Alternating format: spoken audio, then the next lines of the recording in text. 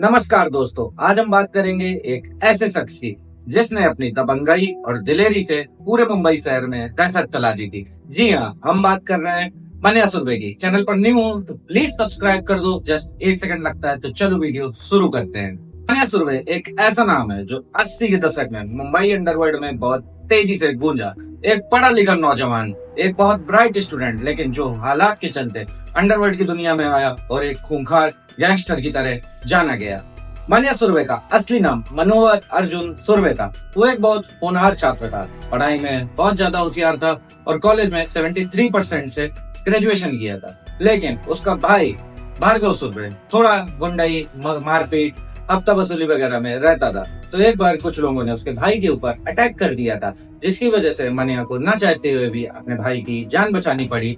और उसी दौरान उसके भाई ने सामने वाले को चाकू से गोद डाला, जिसमें पुलिस ने मन्या और उसके भाई दोनों को अरेस्ट करवा लिया। जो दूसरी पार्टी थी उसने तो मन्या के भाई भार्गव सुरभि की हत्या जेल में ही करा दी थी और अब मन्या का नंबर था। लेकिन मन्या ने सोचा वो मरेगा नहीं और उसने जेल में पूरी तैयारी की और उसे मारने के लिए जिस आदमी को भेजा गया था, उल्टा मन्या ने उसे मारा और खत्म कर दिया। उसके कुछ टाइम बाद उसने प्लानिंग करके जेल से बाहर निकला और सोचा कि कोई अंडरवर्ल्ड गैंग ज्वाइन कर लेगा। पहले पठान गैंग के दरवाजे खटखटाए, वहां उसको कोई इज्जत नहीं मिली, तो फिर दाऊद गैंग का दरवाजा खटखटाया।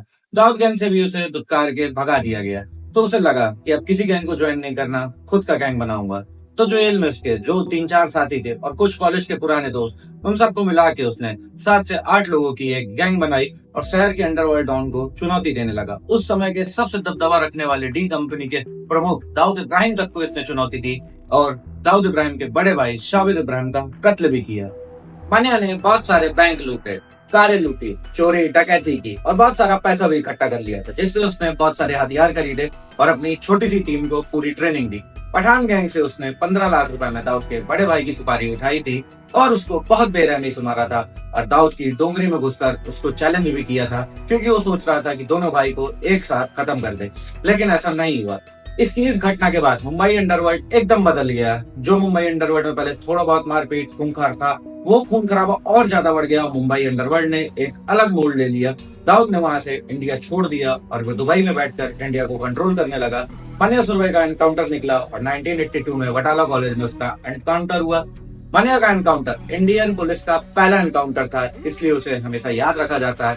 और मन्या की कहानी हमें सिखाती है कि अगर आप पढ़ाई में अच्छे हैं तो आप लगे रहिए, कभी न कभी सक्सेस आपके पास चल के जरूर आएगी। आपको जुर्म का रास्ता नहीं अपनाना है। तो ऐसे अंडरवर्ल्ड डॉन की स्टोरी जानने के लिए प्लीज चैनल सब्सक्राइब कर दो। आप सबका सपोर्ट चाहिए। Thank you.